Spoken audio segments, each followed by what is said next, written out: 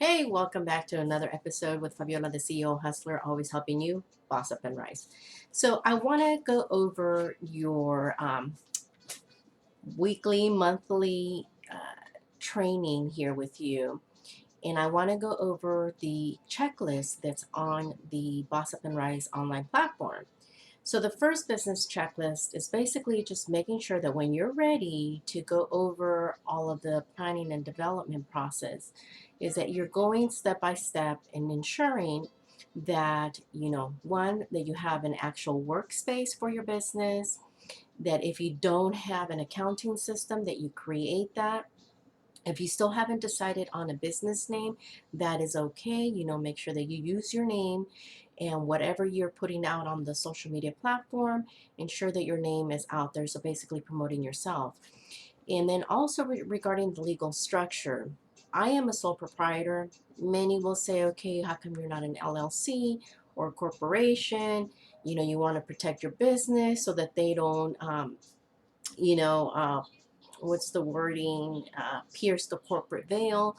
I've been a corporation, and let me tell you, there's many ways that you can actually protect your business. And being a corporation, one of the things that I encounter was, one, you have the yearly fees, which are very high here in California. At the time, I believe there were $1,200 a year. Plus, on that, you have to do your quarterly reporting, and there's just so much involved in it. So, depending on what you're comfortable with, I am not an attorney. I always recommend that you seek the advice of an attorney.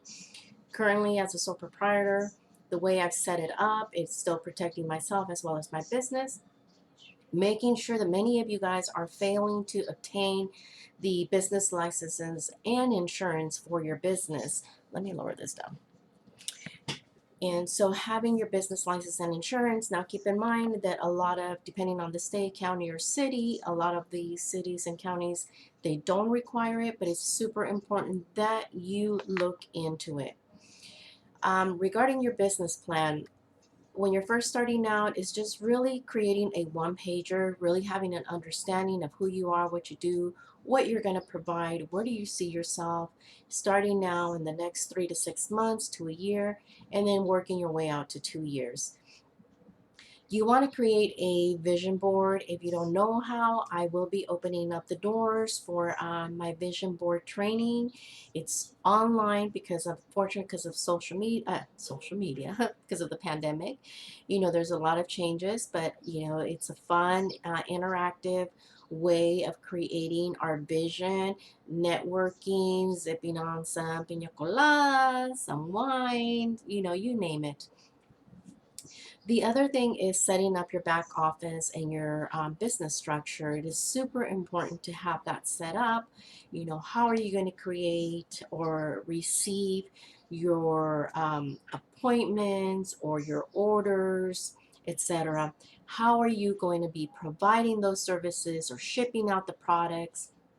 So again, depending on the type of business, it's important to have these items in place. Always be prepared. I cannot stress it enough. If you're planning on working today, making sure that you wake up on time, that you have your items in place, so if the calls come in, that you're ready to go out and hustle and do what you love to do. So for example, I am not planning on going out and doing on-site appointments. That's why I'm very casual today, and you'll see me like this whenever I am not scheduled to go out. The same thing even when I'm doing Zoom calls, conferences, just depending on the type of client that I'm servicing, that's basically how I present myself. So for these trainings, I want you to feel comfortable and it's casual. And so it's important that um, that I inspire you in that way where, like, life does not have to be hectic. Life does not have to be chaotic. It is what we make it. So if we wake up in a shitty mood, guess how the rest of the day is going to be, right? And it's going to happen. We are human and life is not perfect. Anyhow, so the next one, your worksheet. This is a one pager that I always recommend that you print it out and that you write on it, just a reminder of who you are, what you do, what you provide, keeping your focus on your market, on your goals, as well as your vision, because we as humans have the tendency of always derailing, and we see something trending online and we just want to jump on that bandwagon, and we start derailing, right? So the other thing that I notice is that a lot of you are just perusing through the website or the internet, and you see, John Doe doing something, or Fulanita and Sutanita doing something else, and it's like, oh, wow, I think I can do that. So again, unfocus yourself and you start derailing. Now, the One Business Page Plan worksheet that's on your platform is basically, again, it's an overview of the services or products that you want to provide or sell. Who is your ideal client? So, for example, when I am promoting for interpreting and translation services, my ideal client is in the legal field, general business sector, immigration, and conferences for city, state, and county. I don't do a lot of promotion for medical because I don't like medical, and I am not per se feel myself qualified to do medical interpretation, because it's basically, the terminology is just so uh, difficult for me, I guess. And then the other thing is that they use a lot of consecutive interpreting, which that mode of interpretation I don't like. So my target market is not in the medical field. Of course, if I do get assignments and I'm comfortable with, pre-ops, post-ops, or initial appointments, dental appointments, then yeah, I'll go ahead and accept them. But it's not something that I promote, and it's not something that I'm marketing to, or that is my preferred target market. Also, are you going to be providing the services online, on site? Are you going to be shipping them? What is your method of operations? So for me right now with the pandemic, I am not doing on-site assignments anymore, especially after my encounter with COVID. I am keeping everything online, strictly VRI, OTPI, and that's just basically how I'm going to be providing the services. Setting up your terms and conditions, and you hear me saying this a lot, okay? The importance of doing a market research is really analyzing your market, really analyzing the services and products that you're going to be providing, your competition, what are they doing and what are they providing? How are you different from them? Now, you can't compare yourself if you're a solopreneur, entrepreneur, freelancer, whatever you want to call yourself. You can't compare your pricing to those operating as an agency, as a corporation, those that have employees and vendors, because obviously apples and oranges, two different things. So you want to focus your market research on people that are providing the services same as you, people that are solopreneurs, freelancers, entrepreneurs. That is how you are going to establish your market rate. Also, are you going to be providing half-day rates, full-day rates, a la carte? Are you going to be providing evening services, weekend services? Is there going to be a surcharge? All of those things are important for you to keep in mind when you are developing your business plan. The marketing purpose or services. Okay, how are you going to market your products and services? Are you going to be doing everything online? Are you going to be doing mailers, flyers? Do you have an email list? How are you going to be doing your outreach to those potential clients or clients that you already have? How are you going to continue to provide that marketing announcements, letting them know, okay, I have specials today, or I'm launching a new product or service, or, my availability. So it's super important to create that email list. I've mentioned before, I developed my own internal CRM and CMS programs using Access. And so that's how I monitor my clients. That's how I do my outreach. Now, a lot of you that don't have something in place, or you don't have the financial means to basically invest in a program, because some of them can be costly. And it's important also to remember, social media, the online world is great, but who are you entrusting your information to?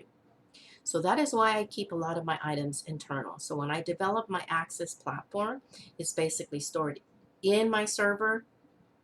I'm the only one that has access to it. And of course, God forbid my computer was ever hacked, then yeah, it would be disclosed out there. But I try to protect my computer as much as I can. So having these items in place are very important. The tracking mechanism, how are you going to track your orders, your services, what's coming in, where are those orders coming from? So when you hear me talking about your insights, your analytics, it's important to set a time every month just to see, okay, well, this month I did a lot of marketing on social media. Which applications worked for me? What generated more business or new leads for me? And if that's working, great, continue to improve those mechanisms and in marketing systems. But if it's not, then it's time to regroup yourself and do some analytic researching and really setting up a goal, because the last thing you want is to constantly chase clients or getting clients that are not within your market. What do I mean by that? Well, so for example, when I do my marketing, many years ago, I had somebody that used to do my marketing, and I used to get so many leads and so many potential clients in services that I was not provided or I was no longer interested in. So I had to change my marketing strategy. So what does that mean? When I was operating as an agency and offering over 150 languages, yes, I was marketing to different business sectors, uh, different industries, different areas of, and so I was getting clients who were interested in languages or needed assistance in Punjabi, Tagalog, Lao, Chinese, Vietnamese, Cantonese, you name it, right? So that at that time, that was my target market. Now I am focused on just providing nothing but Spanish interpreting and translation services. So who am I marketing to? The Hispanic community, right? So you see the difference?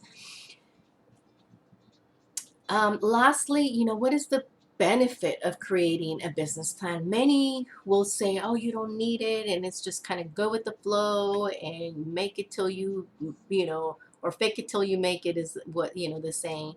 I don't personally agree with that. So having a business plan, even if it's on a one pager, it helps me stay focused. It helps me plan my day, my months, and my years, and how to better provide services. And finally, the last one that you see is the business template.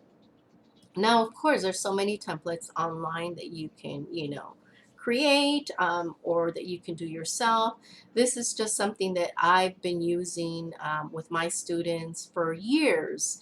And it's simple, it's to the point, and it covers a lot of the key components that you need to think about, that you need to incorporate as your business grows. These are things and items that you're going to have to focus on and incorporate into your business. It's not something that you have to do now, but it's important.